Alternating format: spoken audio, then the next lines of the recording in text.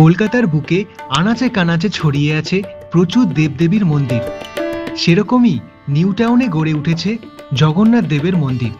এই ভিডিও থেকে জানতে পারবেন কিভাবে এখানে আসবেন, মন্দির কখন খোলা থাকে, ভোগ খাওয়ার ব্যাপারেও বলবো এবং সামান্য কিছু তথ্যও দেব। সঙ্গে আছি আমি অরিত্র। আজ থেকে 12 বছর আগে থেকেই পরিকল্পনা করা আছে এই মন্দিরের ব্যাপারে। 2019 সালে ভিত্তি স্থাপন করে আর ঠিক 5 বছর পর 2024 সালের জুলাই মাসে সম্পূর্ণ হয় সেই আশা এবং ভক্তদের জন্য খুলে দেওয়া হয় এই মন্দির। যদিও এখনো গেটটা সাজানো হয়নি এবং শোনা গেছে যে পাশে আরো কিছু মন্দির হবে। পাশে রয়েছে 450 বছরের পুরনো হাজরা কালীবাড়ির মন্দির।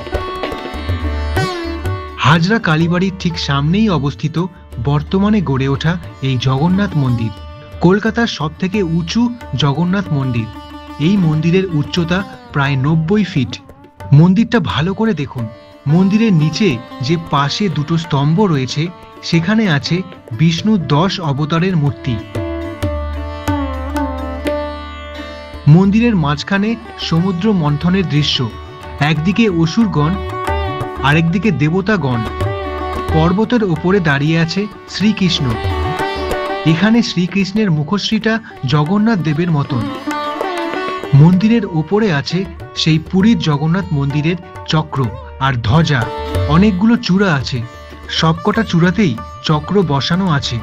মন্দিরের ডান দিকে এবং বাঁ দিকে খুব সুন্দর করে পৌরাণিক কাহিনীর ছবি ফুটিয়ে তোলা হয়েছে। মূল মন্দিরে ঢোকার মুখে সিংহের মূর্তি আর দেওয়াল জুড়ে রয়েছে শ্রী চৈতন্য মহাপ্রভুর নগর কীর্তনের দৃশ্যের চিত্র। খুব সুন্দর করে দেওয়াল জুড়ে দেখানো হয়েছে।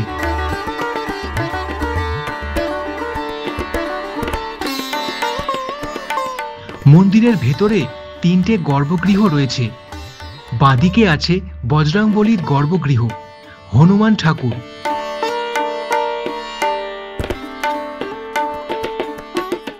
মাঝখানে আছে প্রভু জগন্নাথ দেবের গর্ভগৃহ, জগন্নাথ, বলরাম, সুভদ্রা।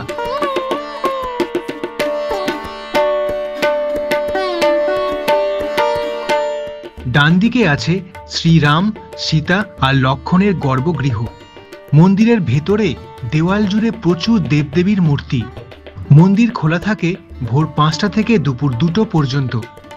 দুপুর 2টো থেকে বিকেল 4টে পর্যন্ত মন্দির বন্ধ থাকে আর বিকেল 4টে থেকে রাত 8:30 পর্যন্ত আবার খোলা থাকে দর্শনার্থীদের জন্য। সন্ধে 7টায় সন্ধে আরতি হয়। সকালে, দুপুরে, বিকেলে 3 বার পুজো হয়। আপনি চাইলে পুজোও দিতে পারেন। এখানে 56 ভোগ পাওয়া যায়। বিশেষ দিনে, বিশেষ অকেশনে হয়ে থাকে, সেটা বিনে পয়সায় খাওয়ানো হয়। আর নিত্য ভোগ প্রসাদের জন্য এখানে এসে যোগাযোগ করবেন। আর মন্দিরের বাইরে যে বড় স্পেসটা রয়েছে সেখানে প্রচুর মানুষ দাঁড়িয়ে ছবি তুলছে। তবে একটাই অনুরোধ, দয়া করে সস্তার রিল বানাবেন না, যেটা দেখতে এবং শুনতে খুব বৃষ্টি লাগে। ধারে বসার জায়গাও আছে এবং ঢোকার মুখে একটা ফাউন্টেন রয়েছে, সেখানেও বসার জায়গা আছে। বাইরে আছে পার্কিংয়ের জায়গা আর কিছু ফুড স্টল, যেমন ফুচকা, আইসক্রিম ইত্যাদি। আগেও বলেছি যে এটা হাজরা কালীবাড়ির সামনে অবস্থিত। সামনে রয়েছে এক বিশাল মাঠ। এখানে বিশেষ অকেশনে মেলাও বসে। আর হাজরা কালীবাড়িতে প্রতি পৌষ মাসে বড় করে শ্মশান কালী পুজো হয়। এর পাশে রয়েছে রাধা কৃষ্ণের মন্দির। এখানে যদি আসতে চান, আপনি কলকাতার বাইরে থেকে আসুন বা কলকাতার মধ্যে থেকে, আপনাকে নিউ টাউনের বাস ধরে বিশ্ববাংলা গেট নামতে হবে, যেটা নারকেল বাগান বা রবীন্দ্র তীর্থ। বিশ্ববাংলা গেট থেকে সাপুরজির বাস ধরবেন আর কন্ডাক্টরকে বলবেন কারিগর ভবন নামব। ভাড়া নেবে 10 টাকা।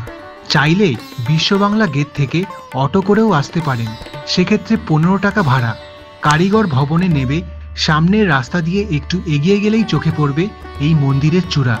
কাছাকাছি বর্তমান মেট্রো স্টেশন হচ্ছে সল্টলেক সেক্টর 5, লাইন 2 মেট্রো। ভবিষ্যতে লাইন 6 মেট্রো শেষ হলে বিশ্ব বাংলা কনভেনশন সেন্টার মেট্রোটা কাছে পড়বে, যেটা নারকেল বাগান বা রবীন্দ্র তীর্থ মেট্রো বলছে। আর কাছাকাছি রেলওয়ে স্টেশন হচ্ছে বিধাননগর আর নয়তো দমদম। সেখান থেকে নিউটাউন, তারপর কারিগর ভবন। অবশেষে এই অঞ্চলের মানুষদের ইচ্ছে পূরণ হলো। আপনিও আসুন নিউটাউনের জগন্নাথ মন্দিরে। ভালো থাকুন, সুস্থ থাকুন। জয় জগন্নাথ।